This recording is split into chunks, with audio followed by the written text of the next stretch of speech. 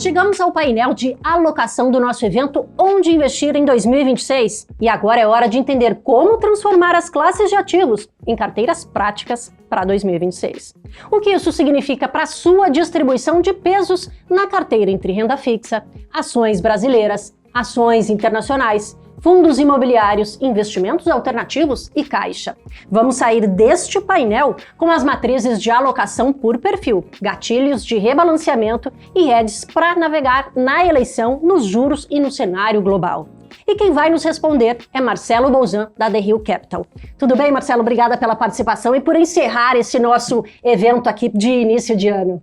Olá, Paula. Prazer é todo meu participar do painel de alocação. Que bacana! Vamos começar aqui algumas perguntinhas essenciais. A gente já viu nos outros painéis todo o cenário que a gente tem, mas essencial é realmente como o investidor coloca em prática isso, né? E passando um pouco para começar no nosso cenário doméstico, né? Com o Copom ali prestes a cortar juros, mas também temos eleição. Como é que fica nesse cenário, né, de primeiro trimestre, principalmente de 2026? Como traduzir todos esses, né, ativos que a gente viu ao longo do evento em durations, bolsa e prêmio de risco na alocação de investimentos? O ano ele promete porque a grande expectativa é justamente de início do processo de corte de juros. A Selic no patamar de 15% é extremamente contracionista. Ela já tem feito com que a atividade do país comece a reduzir, a inflação começa a ceder. Então tudo indica que nesse primeiro trimestre, mais provável em março, a nossa expectativa, que o comitê comece esse processo de corte de juros. E deve levar a Selic para próximo de 12% ao final do ano. E isso muda completamente as alocações dos clientes. Os investidores ficaram muito tempo estacionados, né, no CDI, no pós-fixado, e a partir de agora eles terão que fazer ajustes no portfólio, porque a rentabilidade ela será cada vez menor com o início desse processo de corte de juros.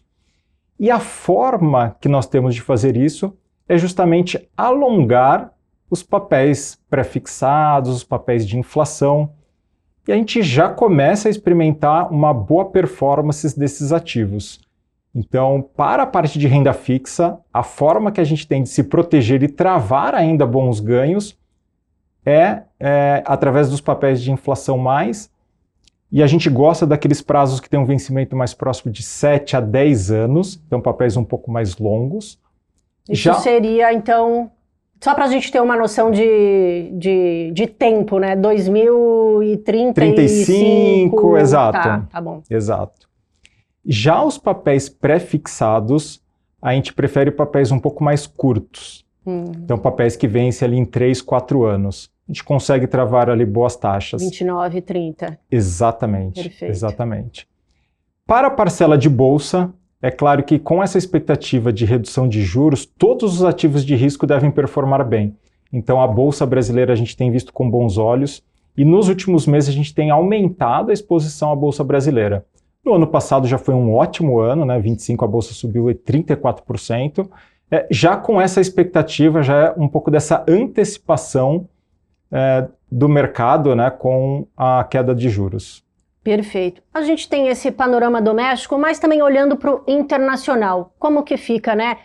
Como é que o investidor brasileiro ele olha essas oportunidades do internacional para ajustar numa carteira, né, assim, boa, bem balanceada, vamos dizer, né? Ali adquirindo, vamos dizer, cenário doméstico e cenário global também. Esse será um grande desafio para o ano. O brasileiro, de uma forma geral, ele concentra muito os seus ativos no próprio país. É o home bias, né? Um viés de você investir naquilo que você conhece, que você está mais próximo. Então, a exposição internacional ela é relativamente pequena ainda dentro dos portfólios. E esse ano é um ano bastante importante, que temos eleições, e geralmente o nível de incerteza é maior. Conforme saem as pesquisas, né, mostrando os candidatos melhores ou piores, isso traz muita oscilação para a bolsa.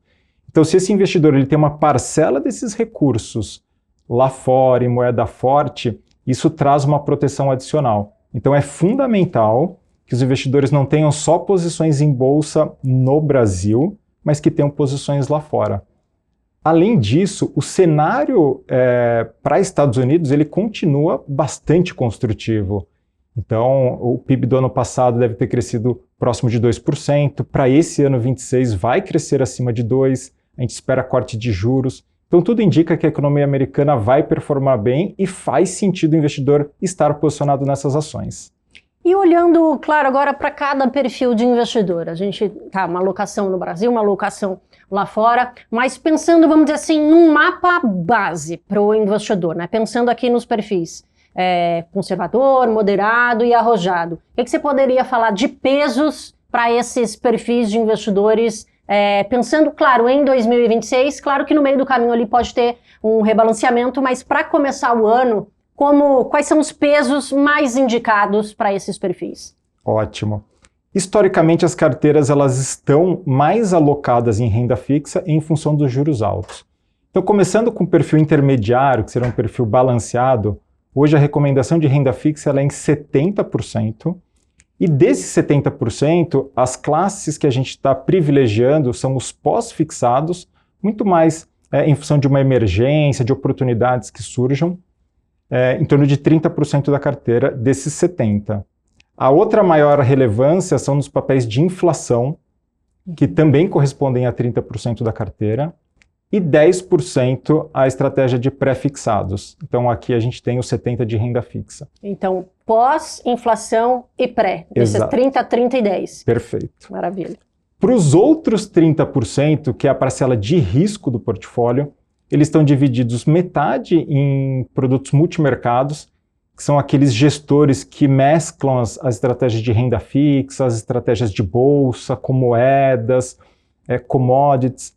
Esses produtos eles tiveram anos muito ruins, mas no ano passado eles já voltaram a performar melhor. Então é fundamental e ele traz uma flexibilidade grande de mudança dentro do portfólio. Eles correspondem a 15% e os outros 15% para a Bolsa Brasileira. Então a gente acha que a estratégia de renda variável, como eu comentei, vai ter um bom ano ainda, não só porque os múltiplos estão baratos, que a gente deve continuar recebendo dinheiro estrangeiro. Então tudo indica que devemos ter um ano bastante construtivo para os ativos de risco em função dessa queda de juros. Que bacana. Quando a gente fala aqui, só para a gente destrinchar um pouquinho melhor, você falou ali, claro, 70% em renda fixa, 15% multimercado e 15% em renda variável brasileira. Onde encaixar internacional? A parcela internacional, Paula, nós temos uma alocação exclusiva para internacional. Hoje a gente recomenda em torno de 20% de todo o portfólio do cliente alocado lá fora. No passado, isso era bastante complexo, né, para abrir uma conta, para fazer investimentos. Agora, nos últimos anos, isso ficou muito simples.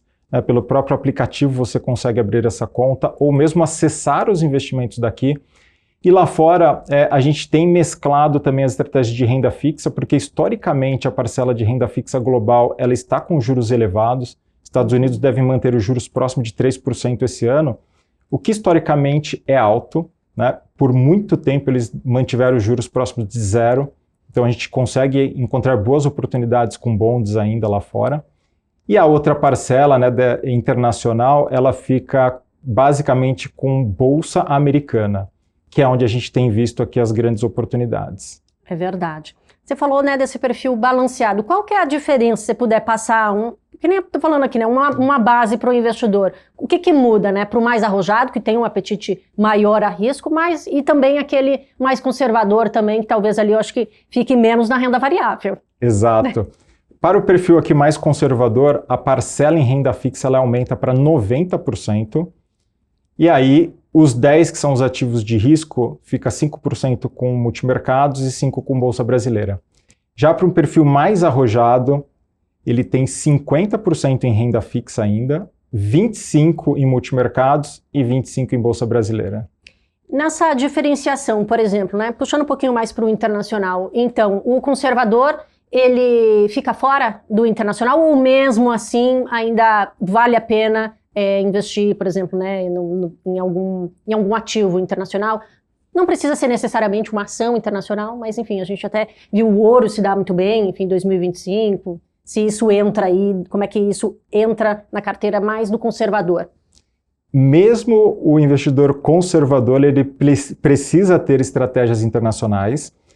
No caso lá, a gente vai trabalhar também com estratégias de renda fixa. Então, lá fora é possível de montar portfólios, desde o mais conservador até o mais arrojado, e sendo um investidor mais conservador, a gente vai privilegiar as estratégias de renda fixa. Então, da mesma forma que nós fazemos na alocação local, a gente consegue replicar isso lá para fora. Que bacana. Você falou no começo da nossa conversa sobre esse rebalanceamento, né? Que a gente vive um momento diferente, o mercado já antecipou um pouco dessa flexibilização de juros, mas muitas incertezas no começo de 2026, conforme a gente já viu ao longo do evento aqui. Mas pensando no investidor, quando a gente fala de rebalanceamento, ele deve fazer isso de uma vez, né? Adequar toda a carteira para, vamos dizer, esses pesos que a gente falou, ou ir aos poucos, a depender ele ir sentindo? Qual que é a sua indicação, vamos dizer assim, recomendação? Primeiro que o ajuste no portfólio, ele é fundamental. Então, para o investidor, por exemplo, que começou o ano de 25 com 50% em renda fixa e 50% em renda variável, depois de um ano que a Bolsa Brasileira subiu 34%, ele já ficou desequilibrado o portfólio. Então, ao longo do tempo, ele precisa fazer esses ajustes.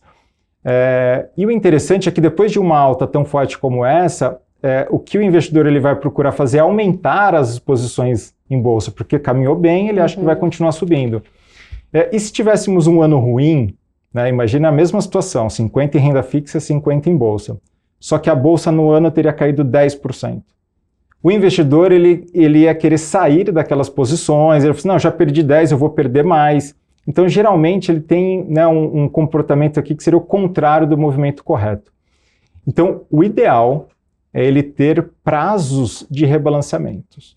Então, ou a cada 6 meses, ou a cada ano, fazer a análise e entender se aqueles percentuais que a gente chama de alocação estratégica, e isso é super importante porque o resultado dos portfólios de investimentos no longo prazo, eles são provenientes desses percentuais que a gente conversou aqui, da renda fixa.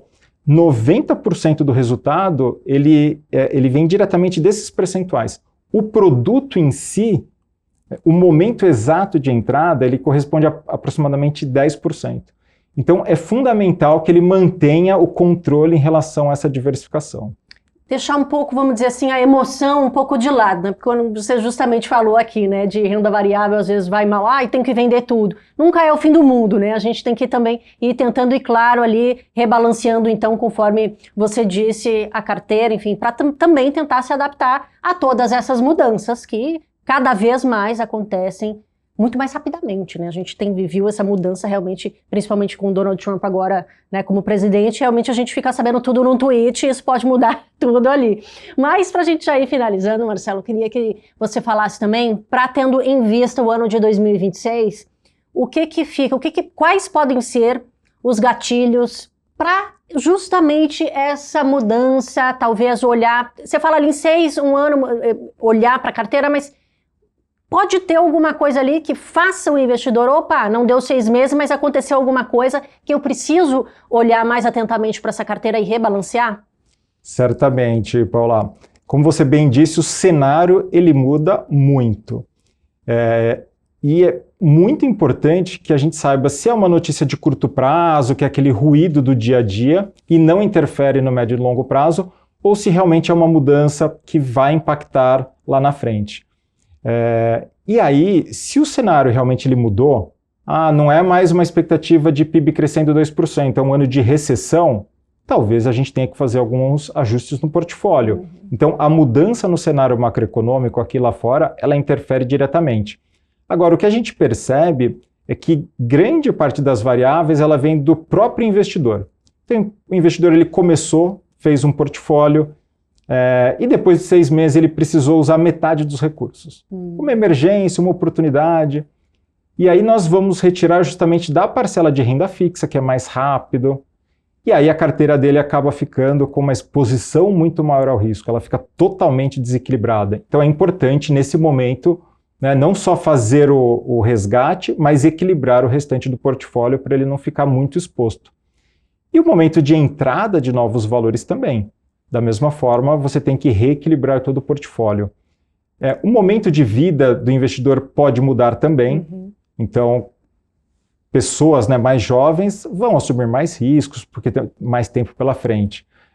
pessoas casadas, com filhos, que já estão desfrutando, né, dos rendimentos, dos investimentos, talvez eles terão alocações mais conservadoras. Então, o ciclo de vida, ele muda. Então, a regra aqui é realmente ter, né, períodos de reavaliação a cada 6 meses, 1 ano, ou quando tiver alguma coisa que realmente seja fora do comum. Está sempre de olho, claro, nessas movimentações. E, Marcelo, aquele recadinho final para o investidor que está acompanhando a gente, mas já entendeu, passamos por todo o cenário, já entendeu que ele precisa rebalancear essa carteira. O recado final para conseguir começar esse ano de 2026, então, com bons investimentos. Olha, eu diria que é um ano que teremos muitas oscilações em função de eleições, mas muitas oportunidades. O investidor ele ficou muito tempo surfando a renda fixa, ótimos rendimentos, e esse é o momento ideal antes do processo de corte de juros começar, para que ele já faça esse rebalanceamento. Se ele aguardar o primeiro dia ali, né, do comitê do Copom fazer a queda de juros, talvez grande parte do movimento já tenha acontecido. Então, hoje é o dia de fazer esse trabalho. Momento ideal, então, para você que está assistindo, já aproveita também, compartilha com todo mundo que você conhece o nosso evento, justamente para não perder essas oportunidades. Marcelo, muito obrigada pela participação, espero que você possa voltar aqui em muito mais dos nossos eventos por aqui. Prazer é tudo meu, bons negócios a todos. É isso. E pessoal, esse foi o painel de alocação do Onde Investir em 2026. Obrigada mais uma vez pela companhia e até a próxima.